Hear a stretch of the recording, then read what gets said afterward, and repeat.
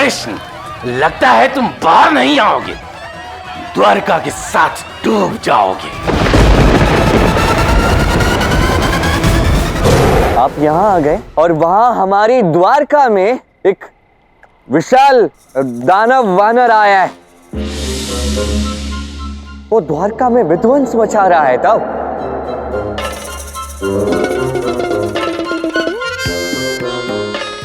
अब क्या है, आप द्वारका के सेनापति हैं, द्वारका की प्रजा, हमारा ये परिवार, हम सब आप पे विश्वास करते हैं और आप यहाँ आनंद भोगने आए। क्या विशाल वानर के, ये कैसा वानर है? यदि आश्रम में आप रुक जाते तो अब तक ज्ञात हो जाता ना, स्वयं देख लेते, उसका निवारण भी कर लेते, लोगों के प्राण संकटों से बचा सकते थे आप। किंतु आप दोनों ने क्या किया? मुझे झूठा समझा, मुझे छलिया समझा और अपने ही मन की उचित किया आप दोनों ने। मैंने क्या कहा था आपसे? मैं कुछ समय के लिए वृंदावन में हूँ, तब तक आप जाइए। मैं जानता था महत्वपूर्ण कार्य आपको जाना चाहिए। जैसे आप वृंदावन आते मैं चला ही जाता ना। आपने मेरी बात सुनी नहीं? अब द्वारका का उत्तरदायित्व किस पर है? आप पर है। गोपियों को वहां द्वारका में आश्रम के स्थान पर किसने भेजा? राधा तुमने भेजा। तो गोपियां वहां गई, इसका उत्तरदायी कौन है? तुम राधा। द्वारका की सुरक्षा का दायित्व किसका है? आपका। यदि द्वारका में किसी को कुछ हो जाता है, गोपियों को कुछ हो जाता है, तो इसके उत्तरदायी कौन है? केवल आप दो। आप दोनों ने ऐसे कार्य किए और मुझे अनुचित समझा, मेरे हृदय को आहत कर दिया आप दोनों ने। मुझे इतना सब कुछ कहा, किंतु मैंने तो सबके हित की ही सोची है। अरे ये क्या अभिनय कर रहे हो तुम? गाना वहां द्वारका संकट में है, समस्त गोपियां संकट में, और तुम यहाँ खड़े हो। तुम जाकर उनकी रक्षा नहीं कर सकते? मुझसे कह रहे हो रक्षा करने के लिए? मैं तो अवकाश पर हूं। अभिनय, क्षमा करना, अब ये शब्द मैं और नहीं सुन सकता था। मैं कुछ भी कहूं, कुछ भी करूं, सबको अभिनय ही लगता है ना। मान लीजिए अभिनय है। मैं वृंदावन लौट रहा हूं। आपको रक्षा करनी है या नहीं, निर्णय आपका है। अरे कान्हा! कृष्ण रुको, रुको, कहाँ जा रहे हो?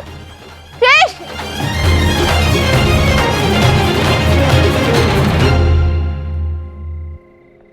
मैंने क्या अनुचित कर दिया राधा? मात्र इतना ही तो चाहना कि यहाँ वृंदावन में अपनी मैया की गोद में तनिक विश्राम कर, यहाँ कुछ भोजन व्यंजन कर, तनिक पुरानी स्मृतियों को पुनः जीवित कर लूंगा बस।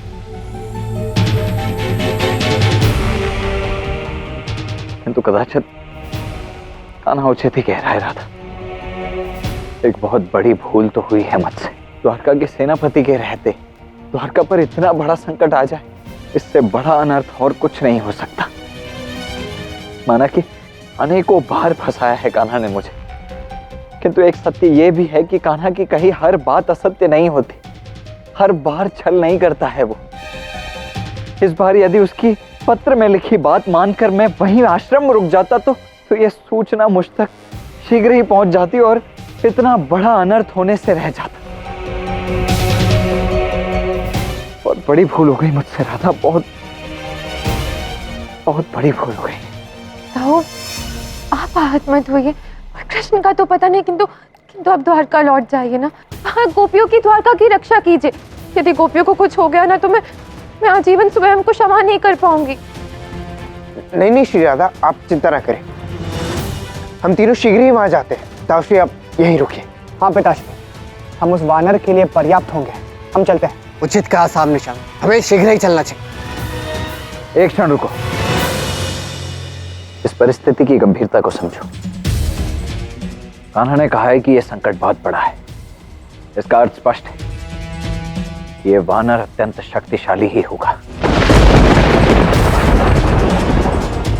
इसलिए मेरा स्वयं वहां जाकर उसका सामना करना अति आवश्यक है।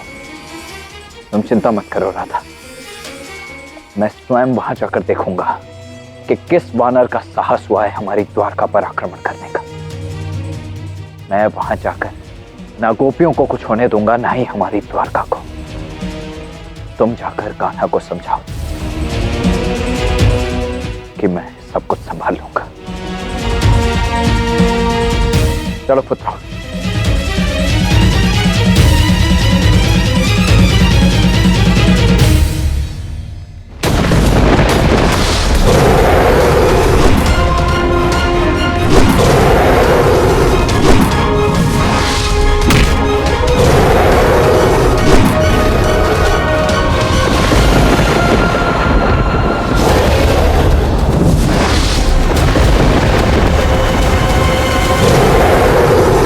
अरे वाह, दाऊ द्वारका चले गए, अति उत्तम। यदि दाऊ हट करते वृंदावन में रहने का तो मुझे तो जाना ही पड़ता। चलो जो हुआ सो अच्छा हुआ। मैं वृंदावन किसी संकट के कारण नहीं, अपने मन की संतुष्टि के साथ जाऊंगा। कृष्ण तुम कहाँ हो? कृष्ण, कृष्ण, कृष्ण तुम यहाँ हो? कब से तुम्हें ढूंढ रही हूँ। मुझे एकांत में छोड़ दो ना। ऐसे भी मेरे हृदय को बहुत आहत किया है तो मैं आता हूँ। मुझसे बात ही क्यों करती हो? मुझसे बात मत करो, मैं तो झूठा हूँ ना। मुझसे बात करोगी तो तुम भी झूठी हो जाओगी, मत करो। कृष्ण नहीं, कृष्ण मेरी बात तो सुनो, रुको। मैंने कहा ना मुझसे बात मत करो, मत करो, नहीं कोई आवश्यकता नहीं है। कृष्ण, कृष्ण रुको।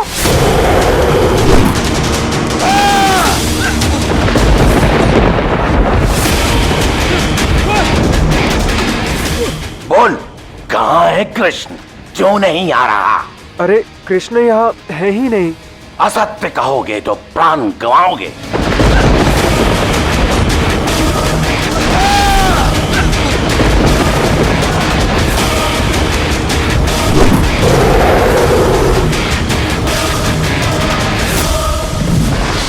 ये गोपियां हमारी अतिथि हैं, इनकी रक्षा करो।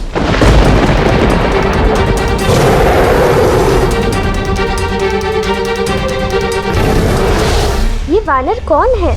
ये कृष्ण को क्यों ढूंढ रहा है? ईश्वर, हमें किसी भी प्रकार दाऊ तक बच के पहुंचना होगा। उन्हें पता तो चले कि विशाल दानव ने द्वारका पे आक्रमण कर दिया है।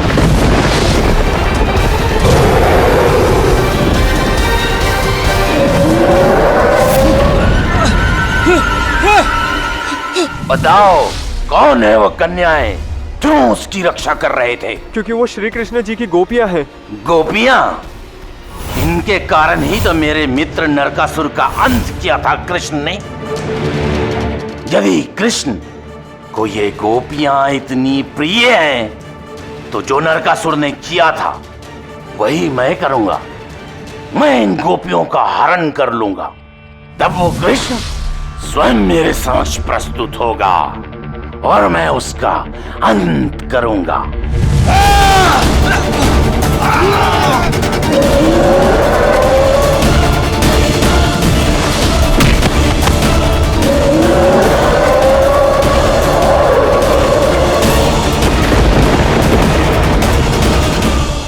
चिंता मत करो गोपियों, दाऊ तुम सबकी रक्षा के लिए आ रहे हैं।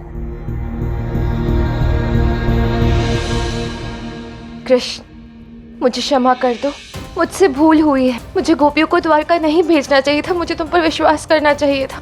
कितना समय हो गया है, अब तक द्वारका से कोई खबर नहीं आई है। देखो ये हट छोड़ दो और मेरे साथ द्वारका चलो। हम वृंदावन छोड़ के द्वारका जाएंगे। वृंदावन छोड़कर द्वारका चलते हैं। कृष्ण, गोपियों की रक्षा हमारा धर्म है, उन्हें हमारी आवश्यकता है। मैंने दाऊ को इसलिए भेजा है राधा। हाँ कृष्ण, किंतु गोपियों का क्या? और दाऊ यदि उस विशाल दानव को परास्त नहीं कर पाए तो? कृष्ण पर विश्वास करो, दाऊ सब संभालेंगे और गोपियां सुरक्षित रहेंगी राधा। जो तुम पर विश्वास है कृष्ण, बस राधा का मान रख लेना, गोपियों की रक्षा करना।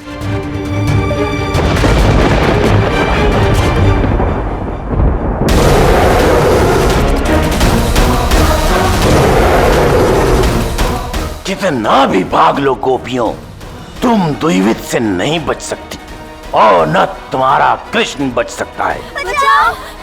बचाओ! तुम्हारी ये दौड़ तुम्हें केवल मृत्यु तक पहुंचाएगी गोपियों।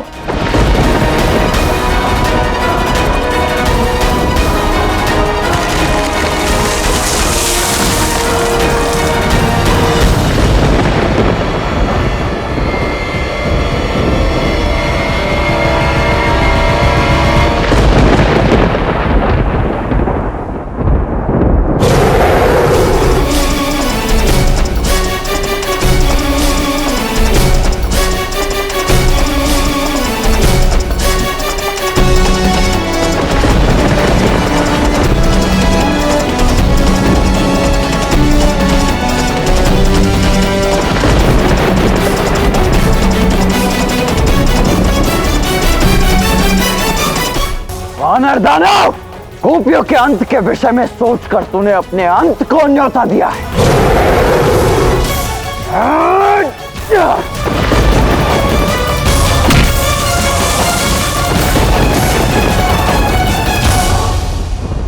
कौन हो तुम और द्विविद पर आक्रमण करने का साहस कैसे किया? मैं वही हूं जिसके प्रदेश पर आक्रमण करने का दुस्साहस किया है तुमने। कृष्ण का बड़ा भाई बलराम हूं मैं।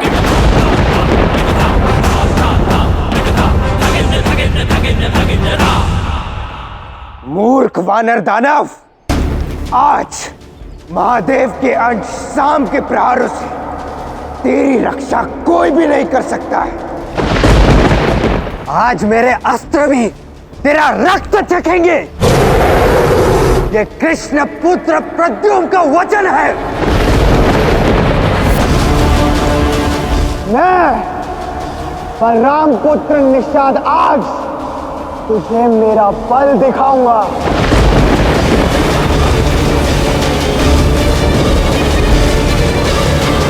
उचित है। गोपियों को लेकर थोड़ी शंका तो थी मन में कि इन्हें मारने पर भी कृष्ण कदाचित न आए, पर अपने भाई की, पुत्र की मृत्यु का प्रतिशोध लेने तो आएगा ही। पहले मैं तुम सबका अंत करूंगा।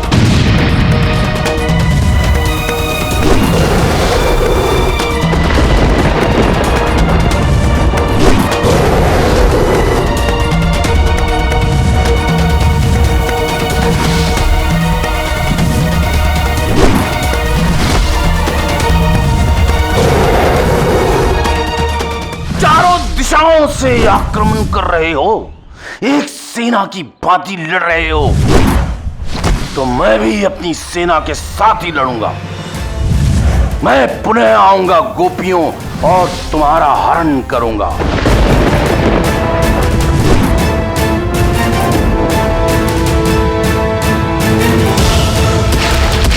अरे भाग कर रहे हो दानवासुर, साहस से तो लड़ो मुझसे।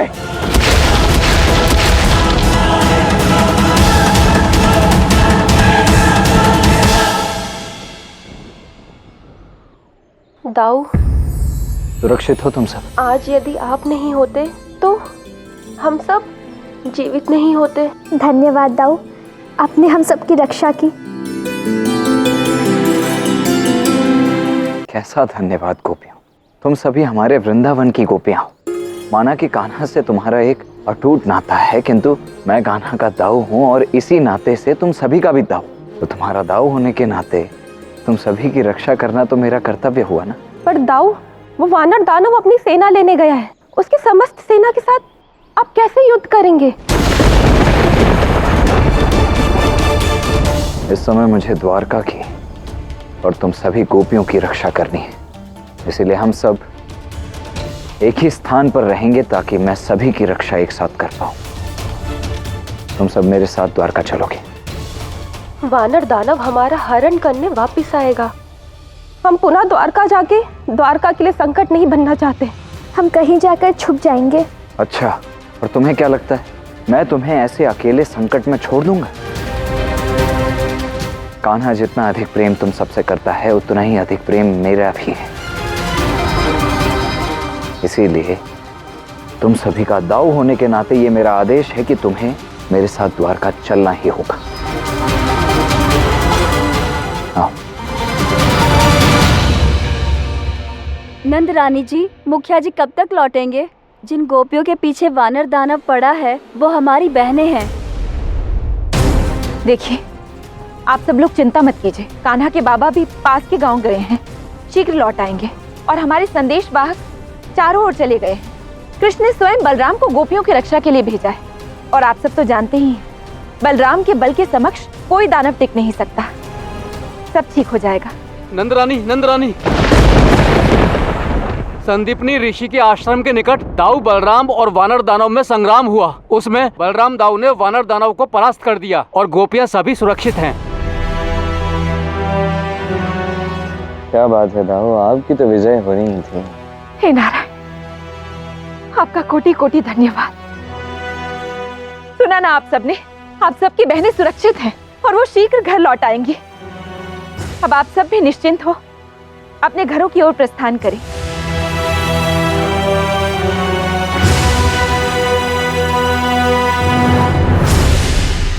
बलराम ने गोपियों की रक्षा करके अपनी मैया की चिंता हर ली। मेरा प्यारा बल। कान्हा, लल्ला तू विश्राम कर ले, तब तक मैं बलराम की लंबी आयु के लिए प्रार्थना कर लेती हूँ।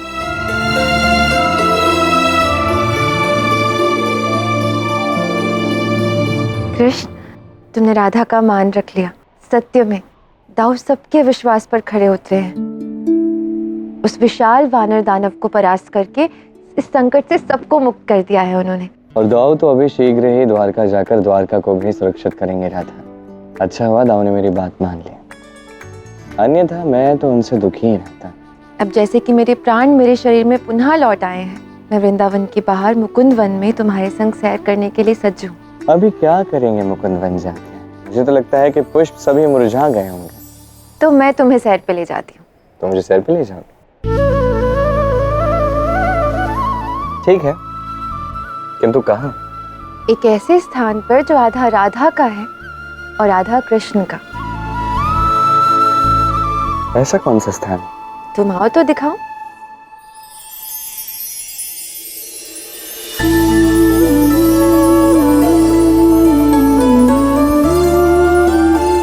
चल।